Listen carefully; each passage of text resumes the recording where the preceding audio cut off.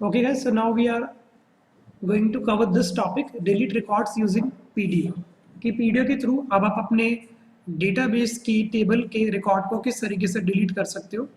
तो what I am going to do is कि मैंने यहाँ पर एक नई PHP की फाइल बना ली है और इस PHP फाइल से पहले late me just make a use of this insert record pdo.php और यहाँ पे लेट से एक रैंडम रिकॉर्ड में इंसर्ट करा देता हूँ. एलेक्स, यहाँ पर एक ईमेल आईडी भी डाल देते हैं alex@gmail.com और यहाँ पर लेट्स एक सिटी डाल देते हैं US. चल यहाँ पर भी आप डाल दो.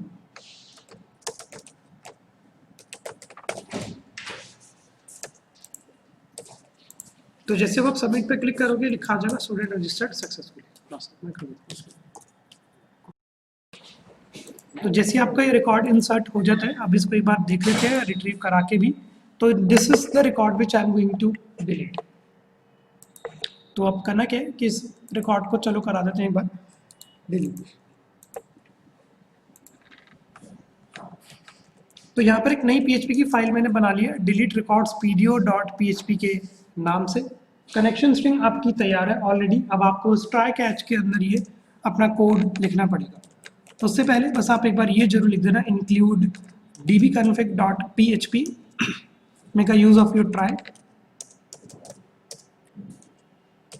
make a use of this catch और यहाँ पर अब आप डाल देना pdo exception और इसका एक रेफरेंस वेरिएबल आप बनाए $e के नाम से.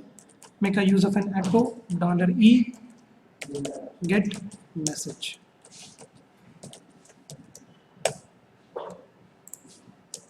आप यहाँ पर अपने PDO का भी एट्रीब्यूट मोड भी सेट कर देना. Connection PDO set attribute.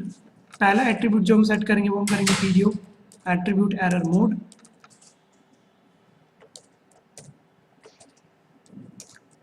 ठीक है. दूसरा जो मोड हम सेट करेंगे वो हम कर देंगे PDO का exception mode, error mode exception. और अब इसके बाद करने के बाद बस you need to write your query and you need to execute that query.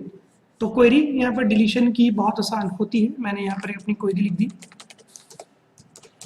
कि डिलीट फ्रॉम टेबल का नेम आपको डालना पड़ेगा रजिस्टर कि you want to delete some record from register where ID is equal to 3. आप कोई भी attribute दे सकते हो. आप नेम एट्रीब्यूट दे सकते हो, आप ईमेल के थ्रू डिलीट करा सकते हो, सिटी के थ्रू भी. बट सिटी के थ्रू मत करना क्योंकि अगर किसी और की भी न्यू डिलीट होगी सारे रिकॉर्ड जाएंगे. तो make use of this ID, मतलब जो भी प्राइमरी की होती है हम प्राइमरी की के अकॉर्डिंग रिकॉर्ड्स डिलीट कराते हैं. ठीक है. इतना करने के बाद now what you need to do, you just need to execute this query. तो अब आप यहाँ पर एक इफ का यूज करें ना, $con क्वेरी और यहाँ पर अब अपनी स्पेसिफाई कर देना क्वेरी अगर इज इक्वल टू ट्रू है. तो ये सिंपल इंडिकेट करेगा कि अब आपकी क्वेरी एग्जीक्यूट हो गई. और यहाँ पर बस आप एक एको लिखो, काम खत्म. आप दोनों के अंदर अवेलेबल है, MySQL में भी है, PDO के अंदर भी है क्वेरी एग्जीक्यूट कराने का. एग्जीक्यूट भी है, प्रीपेड भी होता है और भी होता है आपका ये प्रीपेड होता है, दोनों के अंदर है वो. इसके बाद बस अब आप यहाँ पे लिख देना एको और एको के अंदर आप लिख देना record deleted successfully. Record deleted successfully. वहां आप एल्स के अंदर लिख देना अनेबल टू डिलीट रिकॉर्ड. इसी को बस मैं लिख देता हूँ यहाँ पर अनेबल टू डिलीट रिकॉर्ड. और इसके बाद अब अपने कनेक्शन को भी अब कर देना नल. तो बस ये आपको लिखना connection is equal to null. तो just save this and you need to execute this. तो आप एक बार क्रॉस चेक कर लेना कि delete from table name where ID is equal to 3. Third record मैं अपने टेबल से डिलीट कराने जा रहा हूँ. फिर मैंने अपनी क्वेरी एग्जीक्यूट करी.